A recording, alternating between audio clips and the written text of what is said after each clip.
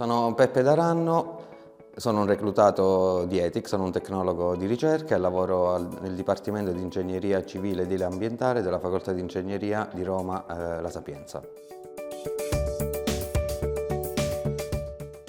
Prima di essere reclutato come tecnologo ero un ricercatore a tempo determinato, sempre al liceo, alla Facoltà di Ingegneria della Sapienza, e mi occupavo di tutti gli aspetti geomatici legati alla realizzazione di infrastrutture civili o anche per la valutazione di ricostruzioni 3D del territorio. Quindi tutte attività legate al monitoraggio geomatico, dalle tecniche tradizionali fino ad analisi di tipo satellitare.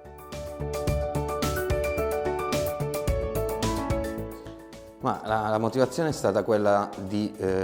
partecipare ad una sfida che è molto allettante dal punto di vista dell'ingegneria civile, ovvero di coniugare le caratteristiche e i requisiti di un'opera ingegneristica abbastanza all'avanguardia con un esperimento molto all'avanguardia, quindi mettere in comune e conciliare questi due aspetti è stata, diciamo, la molla che ha fatto scattare il mio interesse nel partecipare ad ETIC. Sono responsabile delle attività di ingegneria civile, lato Sapienza, quindi all'interno del VP6 sono il responsabile di tutte quelle serie di attività che vanno a corredo della realizzazione dell'infrastruttura di ET.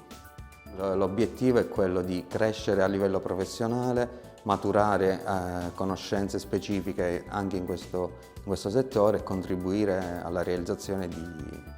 ET in Italia.